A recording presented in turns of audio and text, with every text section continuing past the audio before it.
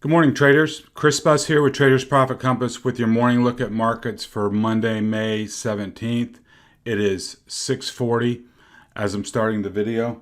And before I forget, always remember you can run the video at 1.25 or even 1.5x on your video player to cut the runtime. And then if there's a part where you want to take a note or just look at the chart a little more closely, then you can pause it, because I'm not the quickest speaker out there. So if you want to save a little time, you can always run the tape a little bit faster.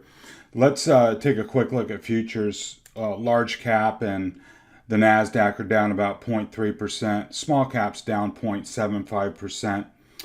Gold is having a nice morning, up near 1850, which is the next level of resistance that we had our eye on the gold futures chart. And then silver was up 1.4%, copper up 0.3%.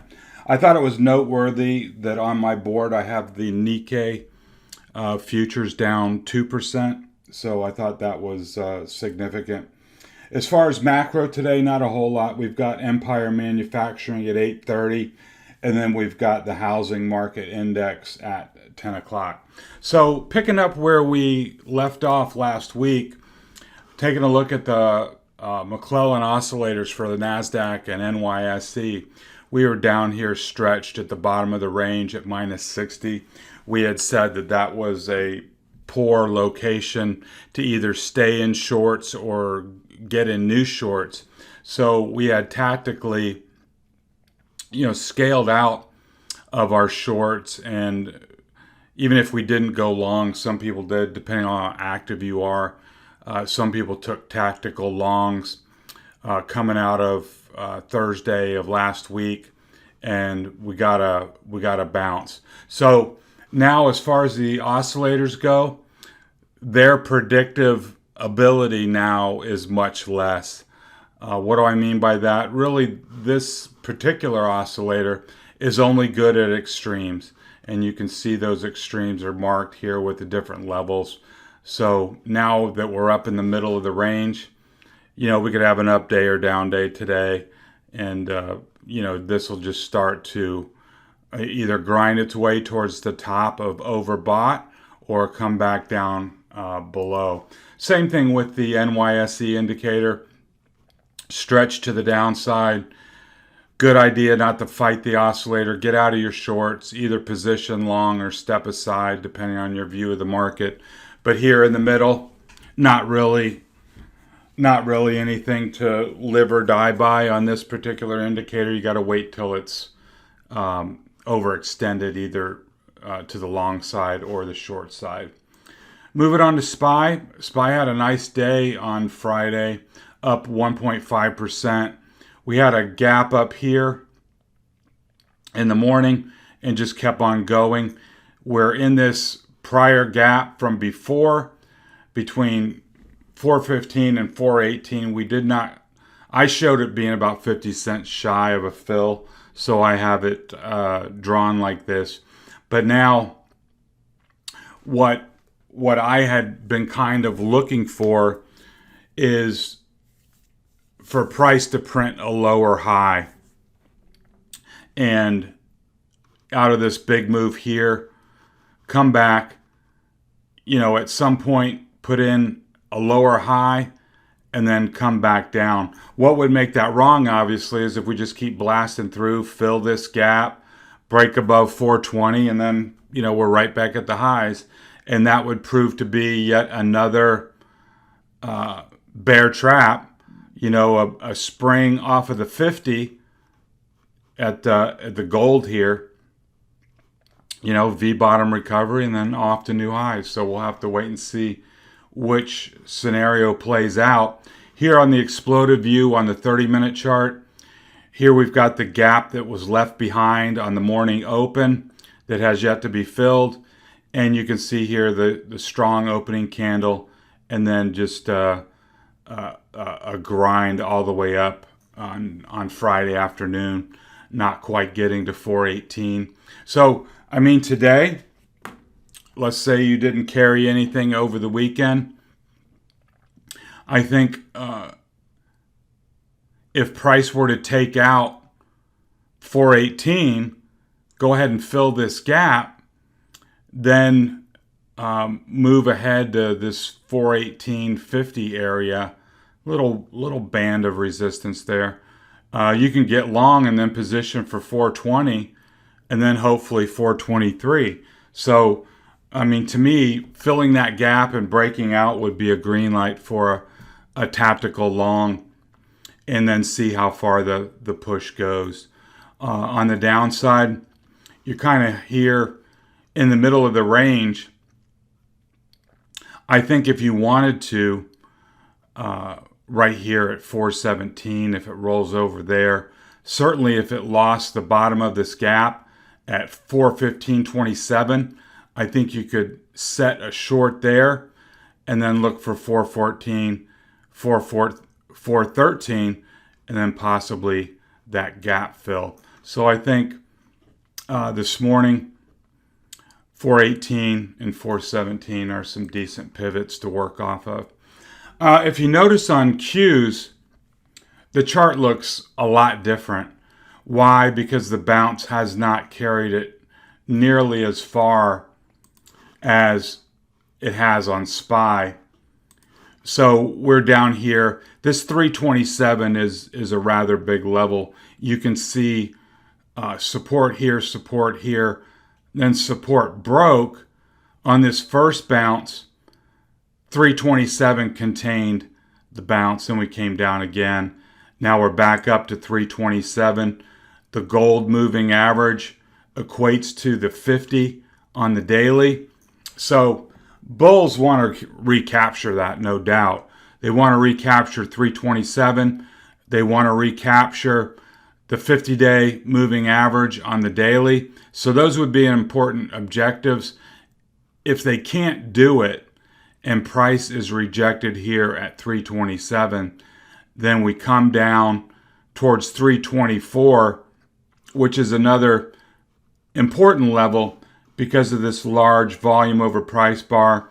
And you'll notice that back in the chart, 324 had been an important level going back as resistance. So now that becomes support. So for today, I'd be keying off of 327. North of there, I think you can be long. But as long as it stays below, I think price favors down move. And I've got that here on the 30-minute blow up, along with, here's the gap that was filled. I will remove that today. And then here's the gap from Friday morning that has yet to be filled. So this 327 looks important to me. IWM had a nice day on Friday, up 2.44%. A gap up, but now has moved into the teeth of really three-way resistance. Resistance 1, we've got an uptrend line hitting the bottom of that. We've got the gold EMA, which is the 50 EMA on the daily, and we've got a downtrend line off the recent high. So definitely a congestion area as far as resistance goes for IWM. You know, if it can pop 222, I think it can find 223, and then 223 would open up 225.50 if it were able to do that. Otherwise, below 220.50, I think you can be short and look for 218. Here it is on the 30-minute. These resistance areas are a little bit clearer and more well-defined. You can see we're right at a junction here, lateral resistance, downtrend resistance, and of course we've got the 50 on the daily chart that is resistance as well. And here you got the levels well-defined. Above 221.50, 222, I think you can be long for a push up here. But then if we drop back below this 220.50 on the short side for 219 and then a move back to this gap. If you're new here, I certainly appreciate you spending some time with me this morning. I put a lot of time and effort in on these levels, and I think they'll help you a lot in your trading. If you'd like to stick around for the future, please hit the subscribe button and the alarm bell. You won't miss a thing. Longtime listeners, hit the like button and give me a positive comment. And certainly anybody that hasn't done so, you'll find a link in the show notes where you can subscribe to all my content, not just for YouTube, but anything I send out, and midday notes, trade ideas, etc. So I encourage you to do that. And of course, I encourage you to pass along a link to a friend or repost on Twitter. That would be great. Or Facebook group, whatever your social media outlet is. That would be great. So let's move on to the FATMAAN names. Facebook had a big day on Friday, up 3.5%. Gap up, kept going. Worked its way into this open gap from last week that never got filled. Up here to 319, bottom of the gap here. Really, you stay above this trend line, stay inside the gap here. Let's just call it 314.50, 315, something like that. You can stay long and see how far it takes you, but you lose 314, it'll start looking like it's going to roll over and come back to 310. I really think that on this chart, 305 is your big level for more, duration type trades. As long as it holds 305, it has recaptured the breakout on the daily chart. So the immediate big concerns about a failed breakout were misguided down here. If the bears were really in control of this tape, they wouldn't have let price recapture this 305. They put up a fight, but in the end on Friday, the bulls reasserted themselves. Apple had a bounce, but nothing majorly impressive. The most impressive thing was recapturing this 124 and 127 area. If you look on the daily charts, you'll find those are important levels. So for today, I look at it exactly the same way. As long as price holds this 126.50, 127 support band, I think it favors higher prices, at least up into this 128.50. You break above 128.50, then you're off into the 130s and back towards this trading range of 131.50. So, I think this is a key level at 128.50 for the bulls to take out. That would lead me to believe that they're truly in control of this tape. But if they lose 127 and then lose 124, then we drift back down. Tesla, I'm on the daily chart here. If you're actively trading it, certainly go off of the 1 hour or the 30-minute chart, whatever you're using. But we're at a critical juncture. The gold is the 200 EMA. You can see that 560 here is a very important line between this value area here where all this trading has taken place and then a major void below where value wouldn't come back into play until this 460 level, which is obviously $100 less. I think the bulls really got to make a stand here at 560. You lose that, I think you're going to come down to 460. So, this is a great pivot area for Tesla bulls. That's why we call them pivots. If the bulls can hold it here, then disaster avoided. quite frankly, and they can, bounce it up here to 650, do whatever they want. But if you lose 560, then I think you need to exit any long ideas you may have and flip to the short side, because I think we're going to come to 500 and then ultimately 460 for a test of that lower end of the range. Microsoft recaptured 245, which was a major pivot on the daily chart, came up here, took out 247, and then came up to 249, where we said that was an important area. And I've dropped in a downtrend channel line just as a visual reference. I think here traders can be long above 249.25 and look for 252 where there's a small gap, but below favors coming back in towards 247 and then 245 to fill this gap. Big picture,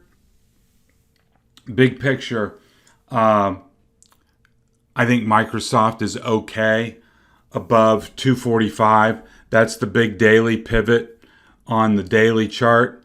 So keep that in perspective when you're doing your tactical trading. If prices come back and lose 245 a second time, here was the first time, came back, took it out, come back and lose 245 the second time, you're probably going to come down and fill these lower gaps and then maybe build a base towards 235 and see if the bulls can regather themselves. Otherwise, coming down substantially further. Amazon stuck here in the middle of the range between 3,200 and 3,250. I don't think there's anything to do right in this area. I think you got to wait for 3,250 or 3,200 to get an objective level to shoot against. That's been the way to trade Amazon on shorter time frames. Wait for those $50 increments and then toggle off of those as pivot points. Google, nice day, up 2%. But we've got these levels really detailed out well, and they've been holding up as levels. You can see here, this 2270 midpoint of this consolidation range acted as support back here, then resistance. This was a little overshoot. You can see all the resistances here, and then now we're toggling right on that 2270 level. I think that's your pivot for today. Anything north of 2270, I think you can be long and look for 2300. Below, probably come back down to test the bottom of the box, possibly fill this open gap down at 2240, 2230 in that area. So I think, obviously these FATMAAN names are key. The market cap weighting is really going to have a massive effect on the Qs. So if people continue to rush in and maintain a bid under the FATMAAN names, then it's going to be tough for QQQ to roll over. So keep that in mind. When I'm trading, I always have a matrix of the Facebooks and Apple, Google, Amazon up on a board on the monitor, because if I'm showing green bars on the Qs, on the FATMAAN names, I usually think twice about trying to short the Qs. It's just too hard if the big names are green. So little tip if you try to trade the NASDAQ with any regularity. Let's look at Netflix. I drew in a down channel here. I don't know how valid it is. I only got a couple touches here. This trend line looks a little better, a lot more touches. But anyways, as we've been discussing the whole time, I think really, as long as its price stays below 500, you can keep a bearish bias on it. Once it pops 500 back into this trading range, I think you could look for 507.50 and then 515 as an upper target once price breaks back into the range. But it's been soggy for quite a while ever since this earnings gap down. We had the bracket trade, and then it broke the bracket to the downside and really has not shown much signs of life since then. So I recommend tactically trading this rather than, going for a big long position. I'd rather see it come down to a kind of a well-established support level, build a base there, and then let's try to catch it on the upswing. I think it's too early yet. I think we chop around here. Even if the market doesn't go down, I'd be skeptical of taking some big swing long on Netflix. I mean, tactically, yeah, you can get in here at 500 and try to make $15 out of it. That's fine. But as far as getting something 3 to 6 months out, I'd be a little cautious there.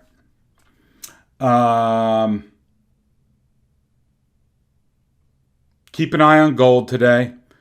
If gold can take out 1850, I think it opens the door to the next leg higher. One thing I like about this gold trade is you don't hear anybody really talking about it in any degree. Everybody's still kind of fixated on Dogecoin and Bitcoin, with Elon continuing to tweet about it, that he might sell his Bitcoin out of Tesla, all this stuff. I don't really follow it, but the main point is that the focus has not been on gold. And I like it when gold is emerging. I mean, we had an 8-month correction from last August till just the last few weeks. People have kind of forgotten about it. I like that. I'm in the miners. You may be in gold directly, but I think it's really shaping up, as is silver. Maybe what I'll do is put a little time into the charts and send those out later so you can have some exact levels to shoot off if you're not following along at home and don't have those charts up to date. I'll put some time into that here today, and then we can update it either later today or I'll put it in the chart deck tomorrow morning. So I expect the Empire Manufacturing number to do a moonshot as we reopen. So let's watch the reopening trade. Let's watch the indexes to see if we do in fact put in a lower high and start to kind of roll back over, or if we just blast on the new highs and the sell-off was much ado about nothing. So have a good day of trading. This has been Chris Buss with Trader's Profit Compass. Talk to you next time.